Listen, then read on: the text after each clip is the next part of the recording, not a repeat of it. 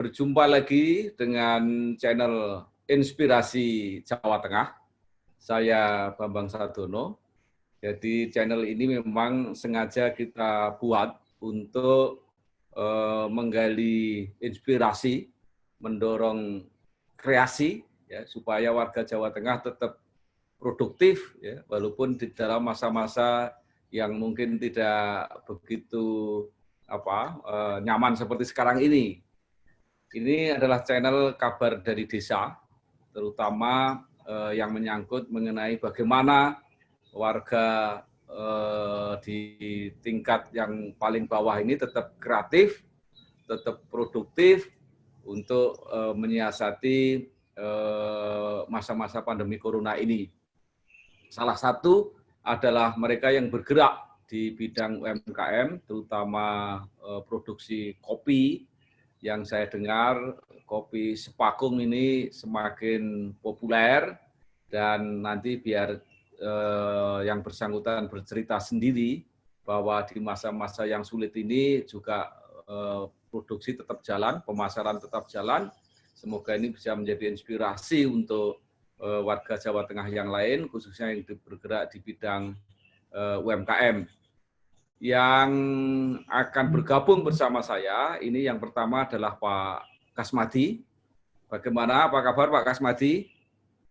Hai Pak, sehat. Oke, mumpung masih suasana Idul Fitri, minal aidin wal faizin Pak Kasmadi. Jadi Pak Kasmadi ini adalah Kepala Desa Sepakung sejak 2002 sampai 2013, Pak. Iya Pak, leres. Betul. Karena sebagai kepala desa, maka Pak Kasmadi ini sangat aktif menggali potensi desanya, Desa Sepakung, antara lain termasuk bagaimana mempromosikan kopi yang menjadi produksi andalan petani di Sepakung, Kecamatan Banyu Biru, Pak, ya. Kecamatannya mana, Pak? Banyu Ya, Biru. Kecamatan Banyu Biru, Kabupaten Semarang. Ya. Juga yang akan bergabung dengan kita sekarang ini adalah produsen. Jadi langsung yang memproduksi kopi Sepakung, pengusaha UMKM yang namanya adalah Pak Suharno. Pak Suharno? Coba digeser. Nah, ini dia yang namanya Pak Suharno. Panjenengan ini usia pinten Pak, kok usia gagah? Ya 50 tahun, Mbak. Nah, masih muda lah, 50 tahun. Panjenengan merek kopinya Mbah Bejo gitu. Betul, menapa? Sepakung Mbah Bejo. Iya, kopi Sepakung Mbah Bejo. Terus panjenengan mulai produksi tahun pinten, Pak Suharno? Mulai produksi tahun 2019. 2019 gitu. Saya tak kembali lagi ke Pak Kasmadi lagi. Pak Kasmadi, panjenengan bisa cerita nggak awal mulanya kenapa kemudian punya ide untuk mengembangkan kopi dengan nama Kopi Sepakung, ya, kemudian apa istimewanya Kopi Sepakung ini? Iya Pak, ya izin. Jadi Sepakung itu menurut sejarah itu mempunyai komoditas kopi yang handal Pak, yang baik, yang bagus, karena ceritanya gini Pak, waktu dulu zaman Belanda, ini di Sepakung ini pernah ada atau dibangun sebuah gudang kopi. Karena pada waktu itu kopi Sepakung itu yang di ketinggian 750 di atas permukaan laut ini mempunyai kualitas yang bagus. Makanya kami waktu menjabat kepala desa terus mendorong petani untuk mengembangkan, membudidayakan kopi inilah. Saat ini sedang boomingnya itu saat ini Pak, gitu. Oh, tadi di ketinggian berapa Pak? 1450 sampai 1450. Jadi panjenengan kopinya robusta kan begitu Pak? Ya, robusta paling banyak, tapi Arabica juga ada, Pak. Oh gitu, nggih. Nggih. Itu kopi rakyat ya, Pak? Artinya yang menanam masyarakat ya? Bukan apa, perusahaan bukan ya? Nggih, masyarakat, Pak. Jadi masyarakat tergabung dalam kelompok tani, terus oleh ketua kelompok taninya dibina. Kebetulan Pak Arno ini juga membina di kelompok tani itu sehingga dikembangkan sampai sekarang ini. Sekarang harga untuk petani bagus nggak, Pak? Ini mungkin Pak Arno bisa menjawab. Monggo Pak Arno. Belum panen, Pak. Oh, sekarang belum panen nih? Belum panen. Jadi kalau mereka panen itu produksinya semua bisa terserap nggak? Misalnya oleh penjenengan atau mungkin dijual di tempat lain? Sementara baru 10%, Pak. Karena total produksi di sini untuk Robusta itu 100 ton. 100 ton? Ya, cherry. Ya, ya. Terus kemudian kalau nggak... Arabica itu kisaran 12 ton. Jadi kami baru produksi pertama itu baru menyerap 10% saja. Oh gitu, tapi nanti pada akhirnya gimana? Kalau tidak terserap semua di situ, dijual ke keluar kalau gitu? Keluar, karena ya keterbatasan tenaga dan keuangan. Kalau untuk mengolah 100 ton kan dibutuhkan hampir 700 juta. Kami belum mampu untuk itu.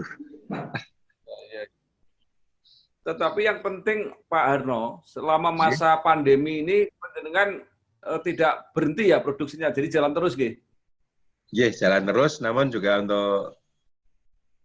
untuk marketing itu penurunan 80%, tapi kita tetap produksi. Ya, turun 80%, tinggal 20% atau masih 80%?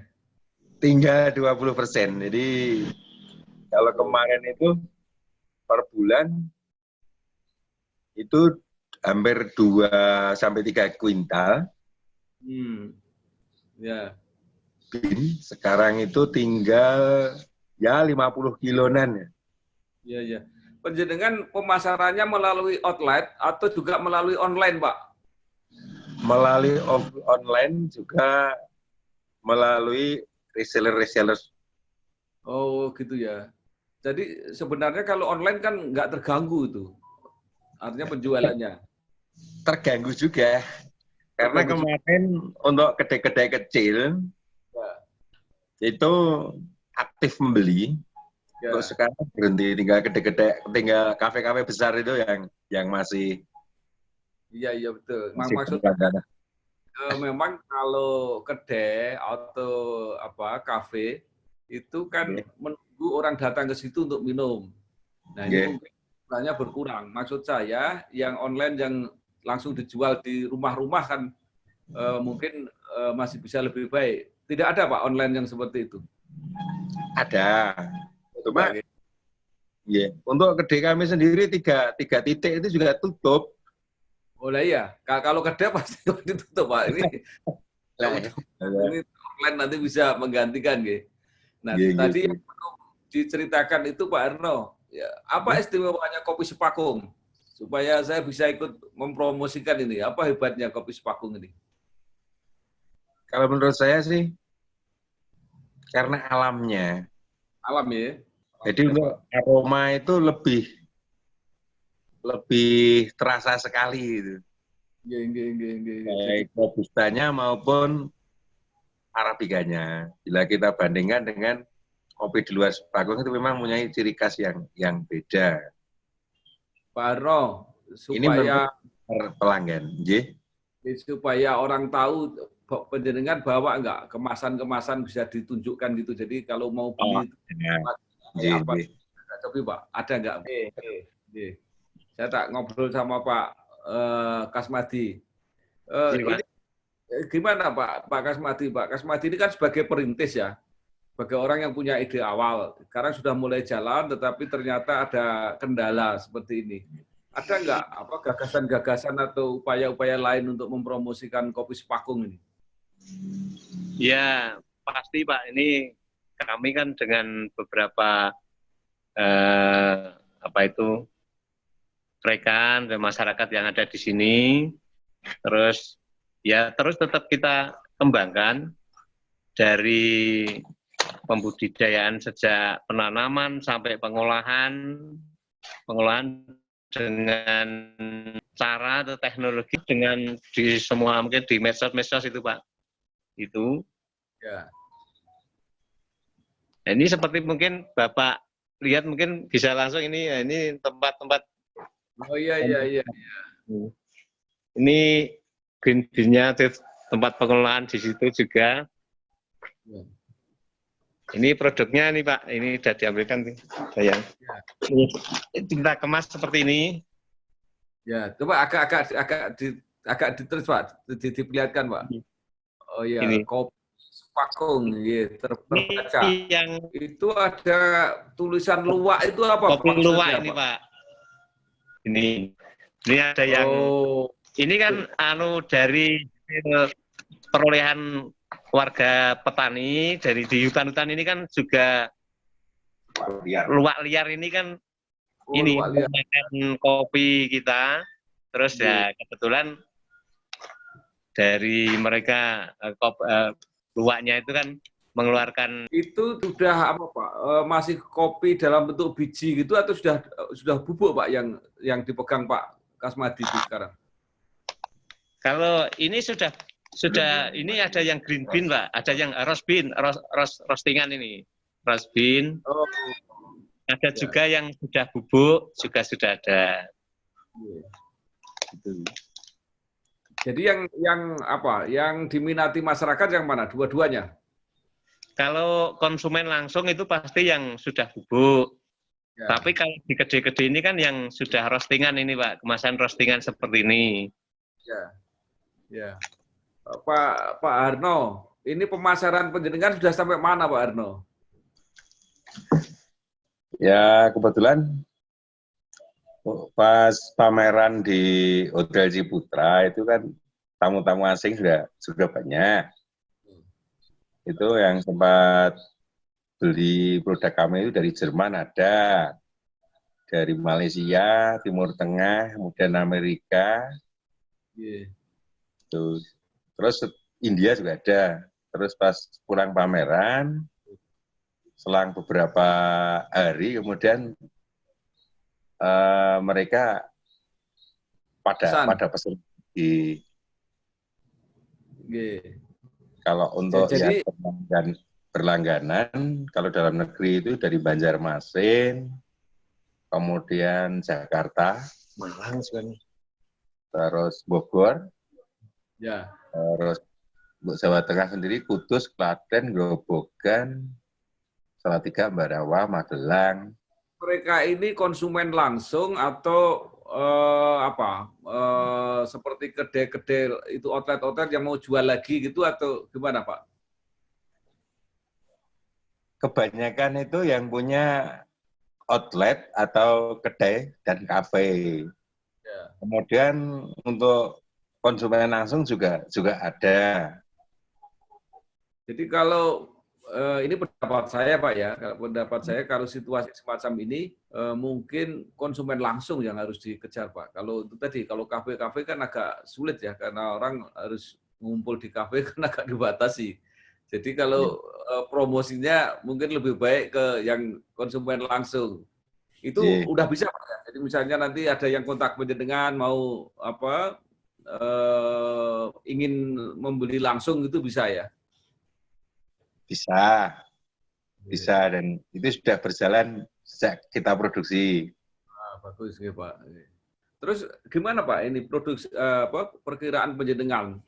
Ini kalau pandemi ini jalan begitu lama gitu, kira-kira gimana? Kreativitas apa yang penjenengan akan ambil atau lakukan supaya penjualan ini meningkat lagi gitu? Kita tetap terus produksi, karena kita juga memikirkan para petani, karena sekarang setelah kita produksi sendiri, ternyata efek ke petani itu luar biasa. Dari kemarin kopi yang dibiarkan, tidak terawat, sekarang itu sudah mulai dipupuk, dipangkas, terus mulai tanam lagi. Nah, kita dari melihat hal itu, kita juga harus menjaga agar semangat mereka tidak putus. Ya. Kita tetap terus Kan produksi. Ya, kalau saya lihat penjualan penjenengan menurun, kemudian panen petani kalau tambah, itu gimana Pak? Kalau penjenengan beli kan harus jadi stok itu. Ya, kita stok. Ya, kalau di stok kan makin lama modalnya makin banyak yang berhenti di situ Pak.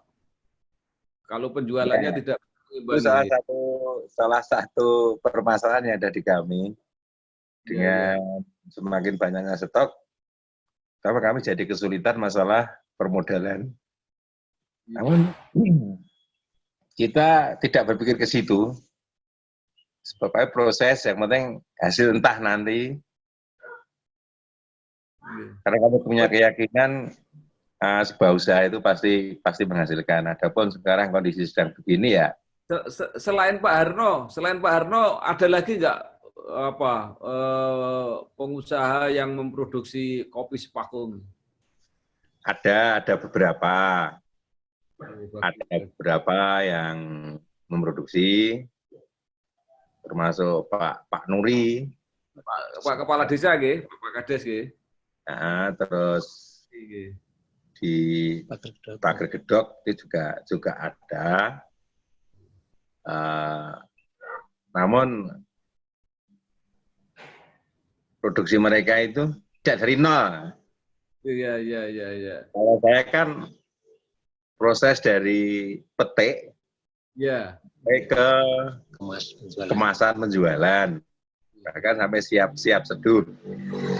Kalau untuk mereka biasanya ambil kopi asalan, untuk proses pembuatan bin ini mereka tidak terlibat, jadi langsung ambil dari petani sudah dalam bentuk bin olahan asalan. Nggih, Pak. Jadi begini, dari semua produksi petani di Sepakung itu yang bisa diolah, dikerjakan di Desa Sepakung sendiri berapa persen kira-kira? Kalau saya sendiri 10%, untuk yang lain paling ya 13% semuanya. Taruhlah misalnya 25%, Pak ya. Jadi kan masih ada 75%. Itu dijual kemana, Pak? Yang selebihnya? Karena kita tidak bisa menampung, ya dijual ke pasaran bebas. Tapi harga masih tetap baik, harga bagus. Harga juga tidak bagus. Karena untuk olahan asalan itu per kilo, kalau untuk robusta itu hanya 18 sampai 20.000 per kilogram. Sedangkan di kami, karena kita diproses secara standar, itu nyampe 35 sampai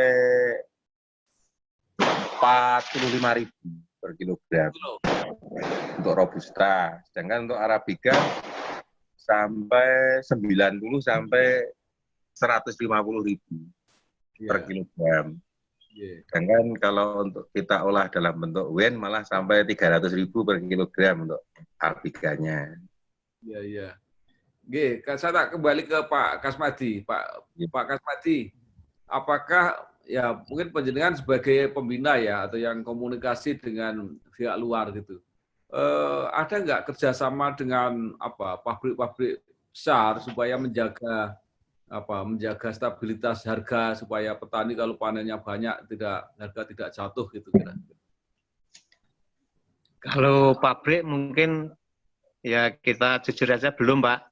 Tapi yang selama ini bekerja sama dengan kita itu ya pengusaha seperti hotel-hotel itu, terus mereka yang menampung kami UMKM ini untuk memasilitasi penjualan itu, sementara ya hotel-hotel atau kafe-kafe yang mungkin agak besar gitu.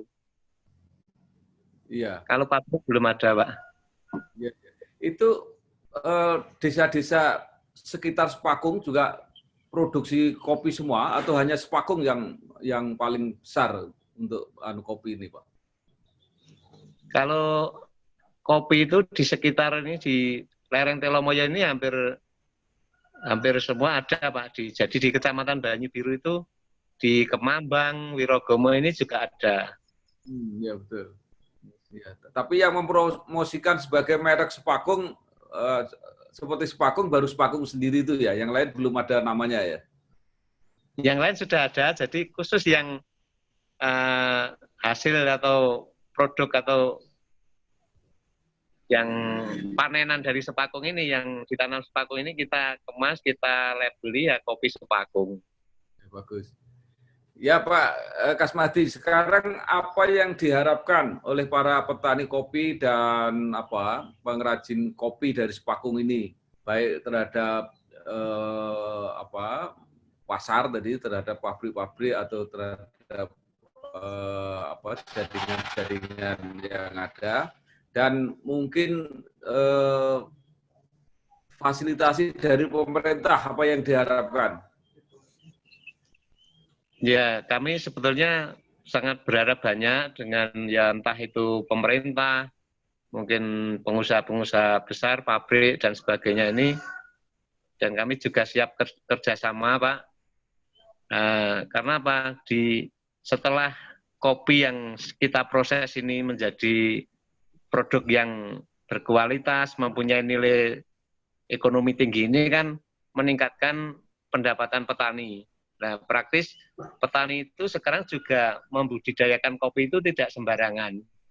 Nah, karena pada saat seperti ini harganya mungkin ya, atau penjualan sedang terkendala, jadi ya petani pun sekarang masih menunggu proses produksi kami, karena mereka pasti pengen memasukkan kopi di tempatnya Pak Harno seperti ini, karena mereka menjualnya juga sudah, harganya sudah lumayan, kita bisa beli tinggi gitu, Pak. Baik, Pak Harno, coba yang merek apa itu kemasan yang lain diperlihatkan lagi, Pak. Selain yang luwak tadi ada lagi nggak? Yang ya. Ini seperti ada ini berapa jenis? Ya. Arabica ya, yang natural nih, Pak. Oh, natural itu gimana kalau natural? Natural itu yang natural itu sebenarnya ada di prosesnya, Bapak. Oh. Proses natural itu, untuk proses natural sendiri itu petik. Setelah petik kita pisahkan yang merah dan yang hijau. Kita khusus ngolah yang merah. Kemudian kita cuci. Setelah kita cuci kita rendam. Kita rendam 6 jam. Pisahkan yang terapung dan tenggelam. Yang terapung kita buang, yang tenggelam langsung kita jemur dengan kulitnya, itu natural. Itu yang benar-benar kualitasnya tinggi gitu Pak ya, kira-kira ya, yang paling bagus gitu ya. Kita menerapkan berbagai variasi, ada honey, ada wen, ada bos. Pak Suharno dan Pak Kasmadi, mudah-mudahan panjenengan tetap berkreasi terus ya. Kita berharap pandemi corona ini segera selesai sehingga pasar panjenengan segera pulih dan petani kopi di Sepakung bisa kembali menikmati harga yang baik untuk produksi kopinya. Gitu nggih Pak Kasmadi dan Pak Suharno. Sukses nggih. Nggih Pak, terima kasih doanya Pak. Semoga kopi Sepakung tetap eksis dan sukses. Nggih, terima kasih sama-sama. Sekali lagi minal aidin wal faizin. Mohon maaf lahir dan batin. Wassalamualaikum warahmatullahi wabarakatuh. Waalaikumsalam warahmatullahi wabarakatuh.